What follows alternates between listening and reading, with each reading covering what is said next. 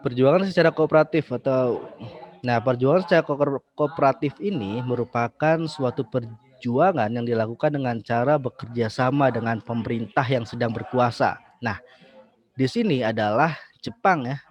Jepang yang saat itu sedang berkuasa di wilayah Indonesia. Berarti para tokoh nasional bekerja sama dengan pemerintah Jepang. Nah, ini skemanya ya. Organisasi bentukan Jepang. Organisasi bentukan Jepang ini medianya ya. Jadi media tokoh nasional dalam perjuangan secara kooperatif. Nah, ini tokoh nasionalnya. Kita tahu organisasi-organisasi bentukan Jepang itu banyak sekali merekrut tokoh-tokoh nasional sebagai ketuanya atau sebagai anggotanya gitu. Mereka mereka melakukan hal tersebut untuk menarik simpati masyarakat Indonesia. Tapi yang dilakukan oleh tokoh nasional ini, jadi tokoh nasional ini ada dua wajah ya. Jadi ada dua wajah nih. Dua wajah yang ditampilkan, satu yang ditampilkan secara resmi dan satu yang ditampilkan secara tidak resmi. Bagian lingkaran yang masuk organisasi bentukan Jepang ini, mereka menjalankan tugas sesuai yang diperintahkan Jepang. Jadi sesuai organisasi ini nih. Jadi tokoh nasional seperti Insinyur Soekarno, Muhammad Hatta gitu. Mereka Kiai Haji Mas Mansur, terus Ki Hajar Dewantara kan gitu. Mereka menjalankan apa yang menjadi tugasnya di organisasi tersebut. Di satu sisi lagi, mereka mengupayakan kemerdekaan Indonesia. Jadi mereka belajar dari berbagai macam pengalaman yang ada di berbagai organisasi bentukan Jepang ini. Mereka belajar dan diterapkan untuk kelangsungan nanti Indonesia ketika merdeka gitu, atau merumuskan berbagai macam agenda kemerdekaan. Jadi mereka berafiliasi ya dengan organisasi bentukan Jepang. Jadi ibaratkan organisasi bentukan Jepang ini merupakan kendaraan dari para tokoh nasional untuk mengupayakan kemerdekaan Indonesia. Yaitu perjuangan secara kooperatif ya. Jadi yang harus digarisbawahi adalah bekerja sama nih. Jadi kooperatif itu artinya bekerja sama dengan pemerintah yang sedang berkuasa ya. Oke, salah satu organisasi bentukan Jepang yang dimanfaatkan oleh tokoh nasional apa contohnya? Ada gerakan 3A ya. Gerakan 3A itu tokoh ketuanya itu adalah bangsa Indonesia ya. Mister Samsudin. Terus ada organisasi Putra, Pusat Tenaga Rakyat yang dipimpin oleh 4 serangkai itu. Ada Insinyur Soekarno, ada Kiai Haji Mas Mansur, ada Ki Hajar Dewantara, Muhammad Hatta. Nah, mereka sebenarnya tidak 100% memihak Jepang gitu. Mereka ada mengupayakan kemerdekaan juga. Nah, kita sekarang beranjak ke perjuangan bawah tanah atau underground movement. Apa yang disebut sebagai gerakan bawah tanah? Ada yang tahu nggak? Gerakannya bukan bukan menggali tanah ya, terus berjalan di bawah tanah gitu, bukan. Gerakan yang dilakukan secara bersembunyi-sembunyi, Pak. Nah, betul sekali. Gerakan yang dilakukan secara sembunyi-sembunyi atau rahasia. Rahasia. Itu iya, rahasia. Jadi kalau tadi underground movement ini dilakukan oleh beberapa tokoh nasional yang tidak sepakat dengan tokoh-tokoh nasional yang menggunakan jalur kooperatif gitu. Jadi yang tidak menggunakan jalur kooperatif ya tentunya gitu. Gerakan bawah tanah merupakan suatu perjuangan yang dilakukan secara sembunyi-sembunyi, dengan kata lain ilegal ya, tanpa diketahui pihak musuh atau bersifat rahasia. Namanya nih kayak yang tadi, ini pemerintah pendudukan Jepang. Nah, ini yang warna kuning tuh tokoh-tokoh yang menggunakan perjuangan bawah tanah ya. Jadi mereka nempel tapi nggak ketahuan tuh sama pemerintah gitu. Tapi masih bagian dari pemerintah. Contohnya nih, contoh gerakan bawah tanah atau underground movement. Syahrir ya, tokoh nasional Indonesia nih. Ini yang kedua ada Soekarni dan yang ketiga ada Ahmad Subarjo. Ini Bapak ambil 3 contoh tokoh ya yang melakukan gerakan bawah tanah ketika masa pendudukan Jepang. Jadi ketiga tokoh ini tidak tidak sepakat dengan kooperatif, tidak sepakat dengan tokoh-tokoh yang berjuang secara kooperatif. Jadi mereka ini adalah tokoh-tokoh yang anti Jepang ya. Ini benar-benar anti Jepang gitu. Tidak menerima kedatangan Jepang secara langsung gitu. Nah, yang dilakukan oleh Sultan Syahrir ini adalah mengumpulkan teman-teman sekolahnya untuk memupuk jiwa nasionalisme rakyat. Kayak kita tahu Sultan Syahrir, beliau sekolah ketika sekolah itu masa pemerintahan Hindia Belanda ya. Jadi mengumpulkan tuh teman-temannya yang satu angkatan ketika dikumpulin dan dikasih pencerahan mengenai nasionalisme rakyat gitu. Jadi untuk menggerakkan rakyat, kita itu harus berjuang, kita itu tidak tidak selayaknya menggantungkan hidup kita kepada Jepang gitu. Jadi lebih kepada ayo secara mandiri kita berjuang bareng-bareng gitu. Nah, yang dilakukan oleh Ahmad Subarjo ini adalah membentuk Asrama Indonesia Merdeka. Nah, Ahmad Subarjo ini merupakan salah satu tokoh nasional Indonesia juga ya yang sangat berpengaruh juga dalam kemerdekaan Indonesia gitu. Beliau menggerakkan tentara angkatan laut ya, angkatan Jepang gitu, di masa Jepang, yang orang Indonesia untuk ikut bergabung dalam diskusi-diskusi politik, dan diskusi politik tersebut nantinya berubah menjadi suatu wadah yang sangat besar yang disebut sebagai Asrama Indonesia Merdeka. Jelas, topik-topik yang dibahas dalam wadah tersebut adalah mengenai hal-hal tentang kemerdekaan Indonesia. Hal-hal apa saja yang harus dipersiapkan untuk Indonesia merdeka gitu. Terus Soekarni, dia membentuk suatu wadah juga nih.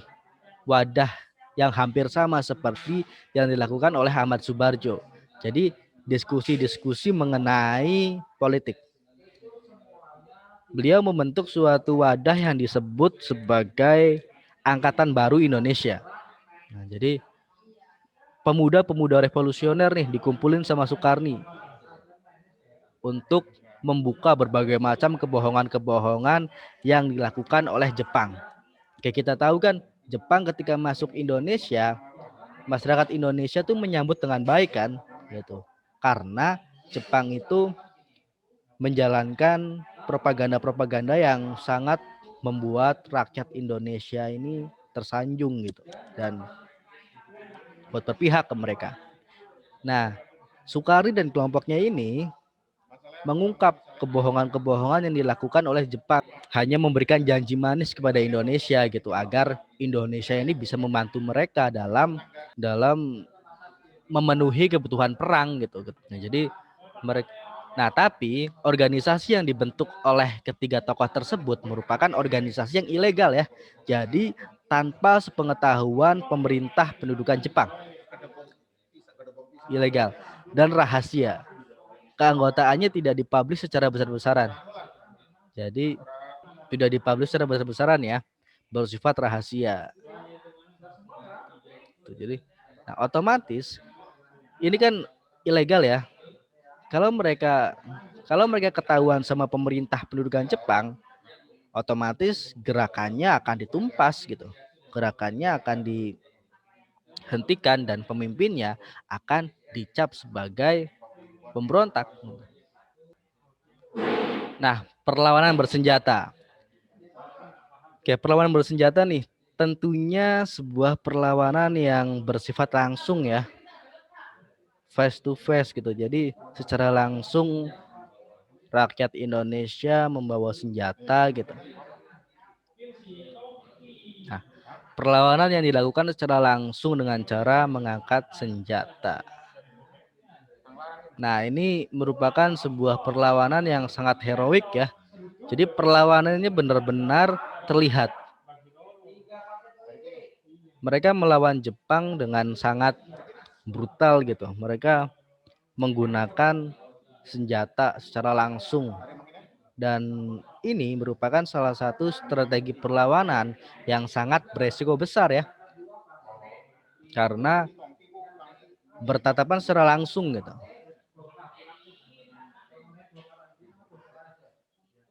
Nah, karakteristik perjuangan menggunakan strategi bersenjata hampir sama seperti yang terjadi ketika bangsa Indonesia melawan Belanda ya. Ini hampir sama gitu. Oke. Yang pertama bersifat kedaerahan. Nah, perlawanan bersenjata itu lebih bersifat kedaerahan. Artinya hanya dalam ruang lingkup daerah, tidak bersifat nasional gitu. Hanya bersifat untuk mengusir pemerintah pendudukan Jepang yang ada di wilayahnya. Yang kedua mengandalkan tokoh karismatik. Nah, sama seperti ketika Indonesia melawan Belanda. Ini mengandalkan tokoh karismatik. Satu perlawanan ya. Ini sebenarnya nomor satu ya. Ini contoh perlawanannya. Contoh perlawanan menggunakan strategi bersenjata. Oke, perlawanan Chot Plieng ya di Aceh. Nah, Chot Plieng itu nama daerah ya. Nama salah satu daerah di Aceh. Salah satu kecamatan di Aceh. Nah, perlawanan tersebut dilatar belakangi oleh kebijakan Jepang yang memberlakukan kebiasaan Saikerei dan penindasan yang dilakukan oleh Jepang kepada rakyat. Oke, Saikerei. Saikerei itu kebijakan Jepang untuk setiap pagi itu harus membungkukkan badan ke arah matahari terbit. Jadi matahari dianggap sebagai perlambang dari dewa atau kaisar ya, kaisar Jepang. Jadi penghormatan kepada kaisar Jepang tuh saya kira. Jadi, nah kita tahu masyarakat Aceh mayoritas beragama Muslim ya. Jadi mereka sangat menentang nih kebijakan saya kira karena dianggap sebagai ini salah satu menyekutukan Tuhan gitu. Saya kira ini. Jadi mereka menolak untuk menjalankan Saikere dan penindasan yang dilakukan oleh Jepang pada rakyat. Kita tahu Jepang itu menerapkan berbagai macam kebijakan yang sangat membuat rakyat Indonesia menderita. Nah, masyarakat di Cotliang ini berupaya untuk mengusir ya. Jadi untuk mengusir Jepang dari wilayahnya karena sudah tidak tahan lagi ditindas gitu di segala macam lah gitu yang membuat. Nah, tokoh yang menggerakkan adalah Tengku Abdul Jalil. Jadi ini adalah tokoh yang menggerakkan perlawanan Chot Plieng di Aceh. Nah, perjuangan Tengku Abdul Jalil mencapai puncaknya pada tanggal 10 November ya 1942. Jadi ini baru awal-awal ya. Awal-awal Jepang masuk ke Indonesia. Sudah ada perlawanan saat itu gitu. Nah, tapi perjuangan ini harus berakhir dengan kegagalan karena Jepang menyerang pasukan Tengku Abdul Jalil yang baru selesai sholat subuh ya. Jadi mereka itu Jepang ya. Jepang menunggu pasukan Tengku Abdul Jalil keluar dari musola. Dan ketika keluar dari musola, secara langsung tentara Jepang memborbardir tuh semuanya. Jadi menembaki semua pasukan Tengku Abdul Jalil gitu. Nah kita tahu kan ketika selesai sholat otomatis nggak langsung pegang senjata ya. Gitu. Mereka tidak siap siaga gitu untuk berperang gitu. Tapi Jepang ini memanfaatkan hal tersebut gitu. Sehingga perjuangan Tengku Abdul Jalil ini mengalami kegagalan. Gitu.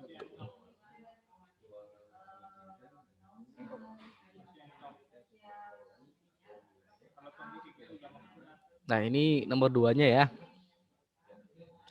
Perlawanan rakyat Sukamanah. Ini ada di Tasikmalaya.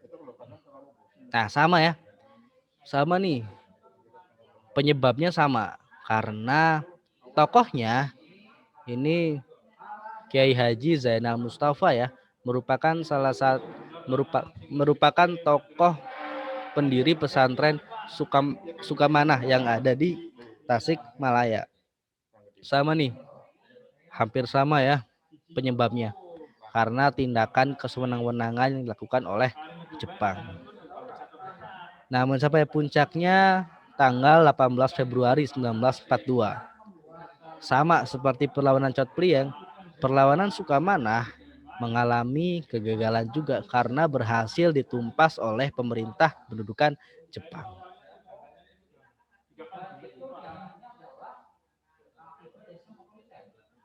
Nah, ini yang ketiga ada perlawanan peta. Peta tuh kepanjangannya apa?